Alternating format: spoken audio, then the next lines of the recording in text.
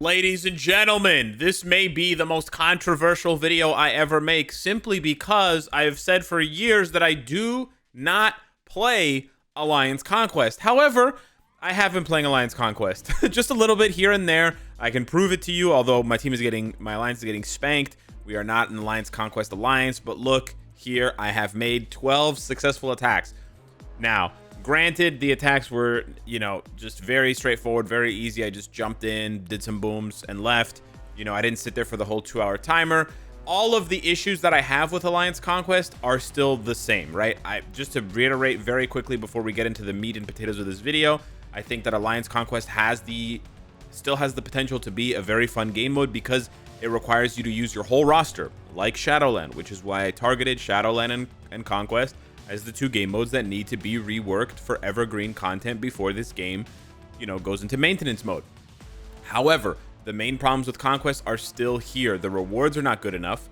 The 2-hour timers 3 times a day is stupid as hell. No one wants to sit at their phone for 20 minutes, let alone 2 hours. That has to change completely. And the 1v1v1 triple alliance shit is also stupid as hell. It should be 1v1. I don't know why they ever thought this was a good idea, but whoever came up with this is an idiot. It should be 1 versus 1. So yeah, if they just changed those 3 things about Conquest, I would honestly play. But probably the biggest issue for me is the timers. I cannot dedicate 2 hours a day to this game, period, right? And I'm a content creator, so I know that whatever I say is has already been multiplied by 5 or 10 or more compared to the average player. So if one of your most dedicated players who literally gains something financially by continuing to be invested in this game refuses to put 2 hours of their day aside for the game that they're profiting off of, that's a clear warning sign that this game mode is not worth the time. But anyways, if you still want to play Conquest, despite everything I've said, that is what the video is about. The video is not actually about shitting on Conquest. Listen, I shit on Conquest because I want it to be a better game mode. If you go all the way back to 2016, I made videos detailing in depth for 20, 30 minutes at a time what they needed to do. And I actually played Conquest every single day that I could. I streamed it for 2 hours a day for months.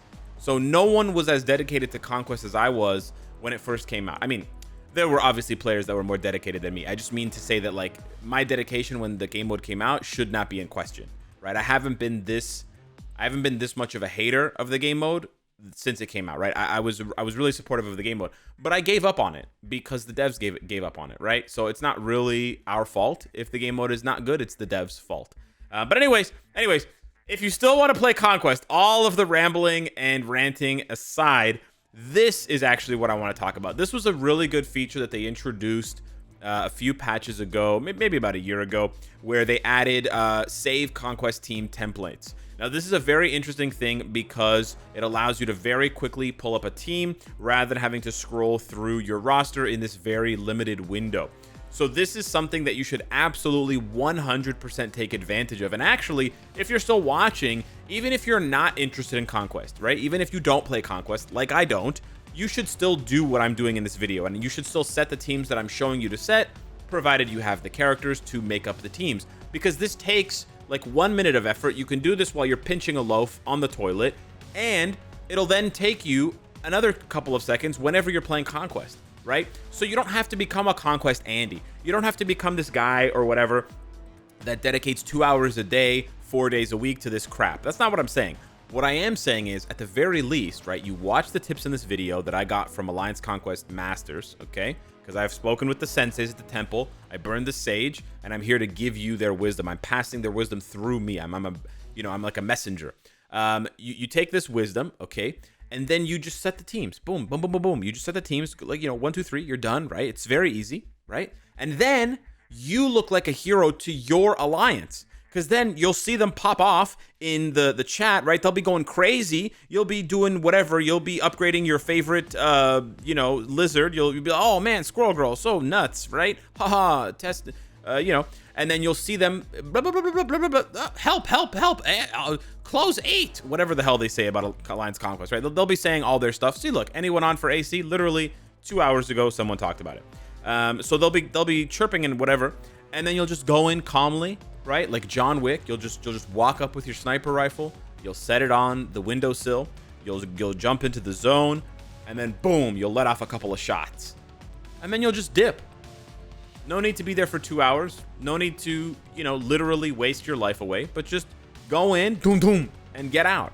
And this helps you do that majorly, in a major way. So, some of the teams that I'm going to highlight are very similar to the ones I have here already. These teams were given to me by my alliance as just really good teams for Conquest. Like, they're sort of like, they have archetypes for the most part, but you can sort of tell what's going on here. But I'll just briefly explain these 10, and then I'll rapid fire give you like 15 more, because I have a lot to show you, and I have a lot of ideas to give you. Now, before we talk about that, I want to talk about why the second row is empty, right? So when you play Alliance Conquest, you can build 2 teams of 3, right? It functions like an entry mode in Shadowland, right? Stage 15, stage 20 of Shadowland, where you can set up to 6 characters. So I could set all 6 of these characters for Team 1.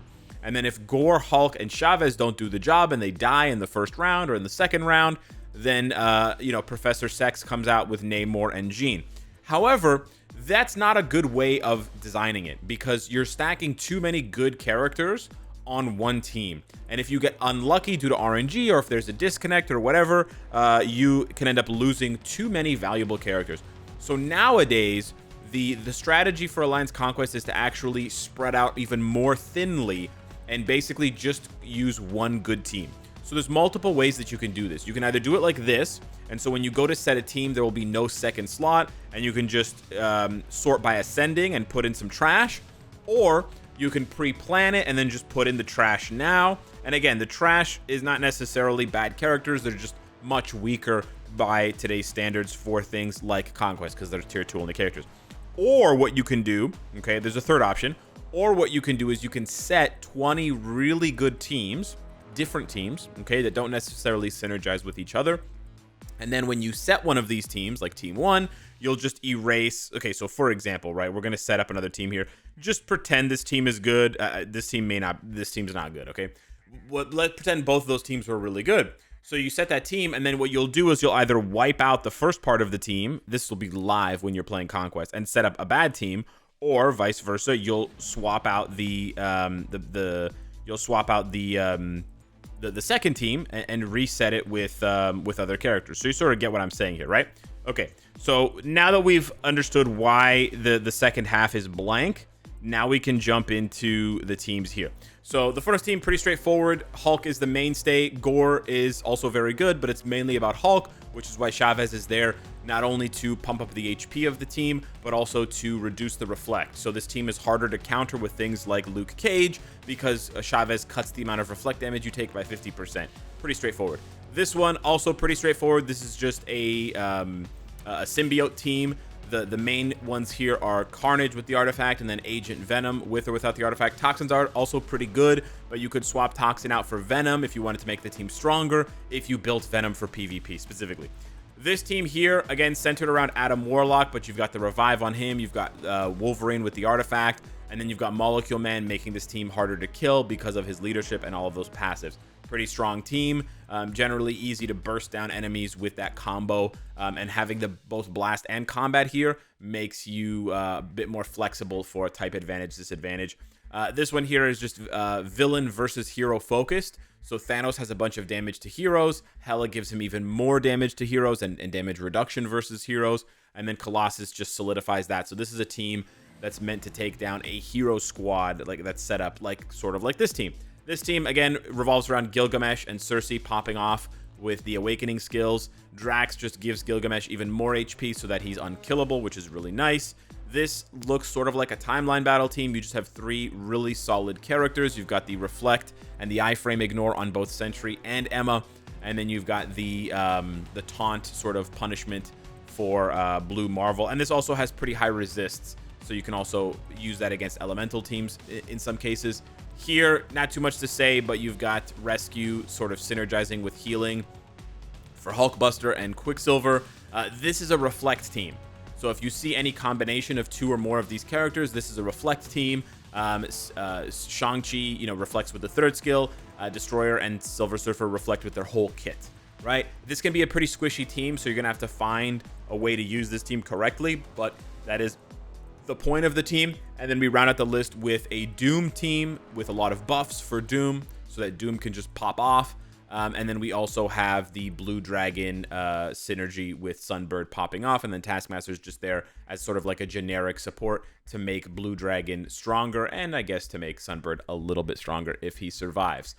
So yeah, those are the teams that I've set here, but I actually have even better teams to show you, okay? So we're gonna do a quick little cut, and I'll show you 10 other teams. We are now back with 20 more teams that you can use for Conquest. So I know that I explained to you earlier in the video that you shouldn't stack 6 good characters on a team, but essentially this is the third option where you set both teams, and then when you go in and you select preset 1 or preset 2 or preset 3, then you'll just manually delete either the first team or the second team, and then sort by ascending and fill in with another team that's just sort of like trash characters. So let's go ahead and go step by step and talk about these teams and why they're good and sort of what makes them synergize with each other. Briefly, we're not going to do as much talking for teams that are very similar to ones that I had just briefly discussed. So, for example, the first team with Hulk, Gore, and Hela, very straightforward. We just swapped out Chavez for Hela to make this a more villain-centered team, to make it a more hero counter team. The second team with Spider-Man, Spider-Woman, and Chasm, it's, you know, really hinging on Spider-Man carrying the team. He's sort of like the linchpin. Spider-Woman's lead is very good, but you can obviously swap it out for any other debuff lead. You could go as badly, you could go down as poor, you know, to the bottom of like Malekith if you don't have a paywall character like Spider-Woman. But Chasm is also very important because he buffs Spider-Man's damage immensely, so that's pretty important there. Sort of a mutant team with Jean and Wolverine, but you have like a lot of very heavy hitters and survivable characters with, you know, lots of defense.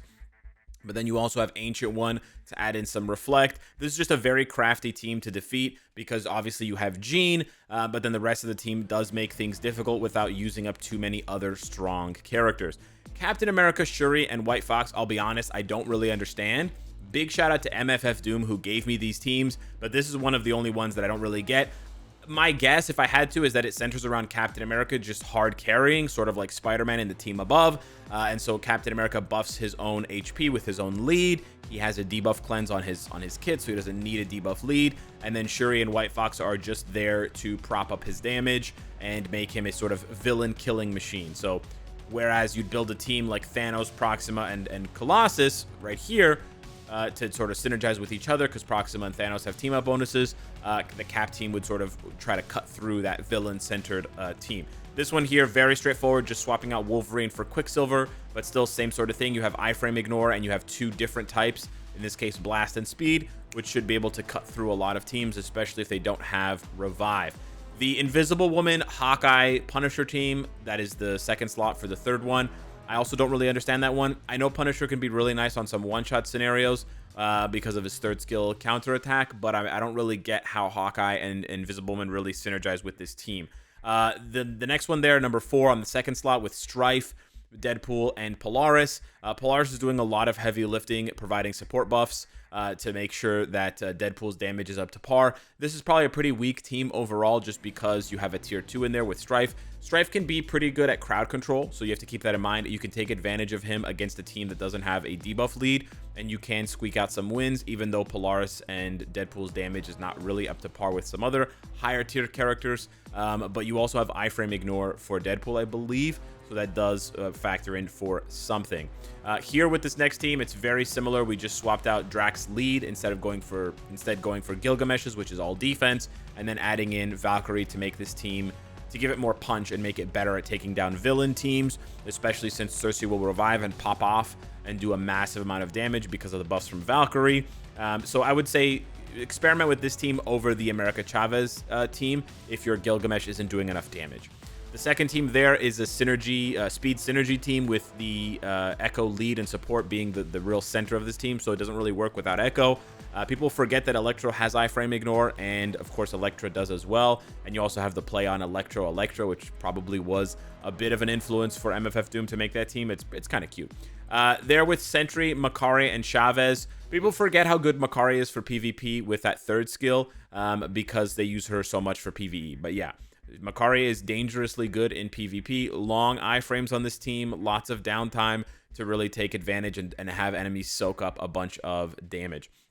The next team there, apologies, Captain Marvel is supposed to have the villain uniform, but she doesn't. But yeah, we're just leveraging Wenwu's leadership for debuff and HP, and then we're just making a really tanky Corvus and a tanky-ish Captain Marvel. More of a weak team for sure, but one that should be able to fight and battle with lesser tier 3s and lesser transcendences. Obviously, some of these teams are like tier 1 teams if you had to rank them. Like, you know, the Hulk team is tier 1, the Spider-Man team is tier 1, the Jean Grey team is tier 1. But then you have like tier 2 teams like Gilgamesh and Cersei, right? Not quite as good, not quite as consistent. And then you're looking for the Deadpool team, for this Wenwu team. This is like tier 3, tier 4 kind of situation.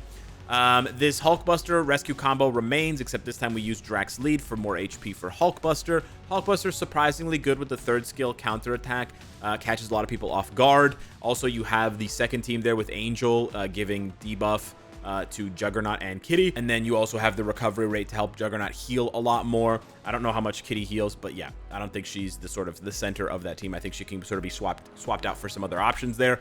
The Reflect team gets a slight tweak. Instead of going with Destroyer, MFF Doom opted to go for Emma. Still a very good Reflect team, lots of counters. Literally all 3 characters have counter skills, so you have a lot of opportunities for interrupts. You have your Fire team there with Mephisto, Lead, Dormammu, and Ghost Panther. I think you can also experiment with using Dormammu Lead if you're going up against a hero team because of his amazing villain passive for leadership, sorry. But it really depends on who you're fighting because it's definitely not a tier 1 team.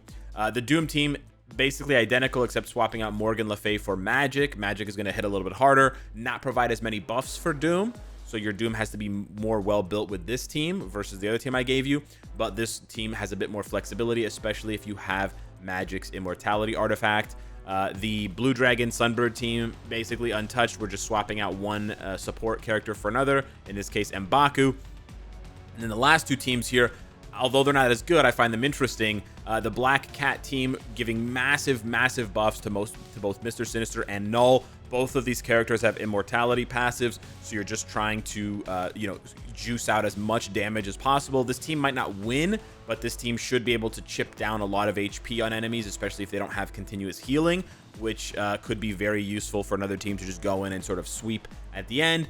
And then a team that I created because I realized these characters were good and they weren't on any of the teams that I saw. We're using Black Dwarf's Lead, which gives physical damage immunity, and then we're leveraging the iframe ignore and the invisibility of Supergiant. This is a pretty decent team. I think it could be better. You could design it a little bit differently. I threw in Taskmaster there just to give Supergiant and Black Dwarf a little bit more reach on the damage department. But yeah, this is not an exhaustive list of all of the teams you can use for Conquest. There are still many more that you can use, and I would encourage you, if you're interested in Conquest and you're interested in this sort of team building exercise, to go and check out dedicated channels for that. Obviously, Commander is one of the best, if not the best, for Conquest, so hit him up with a like and a follow, or subscribe, whatever it's called, and check out some of his content. But yeah, that's Alliance Conquest. I literally just made a video about Alliance Conquest for about 20 minutes in 2023. Yep, that actually happened. You're not dreaming. Anyways, thanks so much for watching. One more time, big shout out to MFF Doom for all the help. Appreciate it, brother. And I'll see you in the next one. Take care.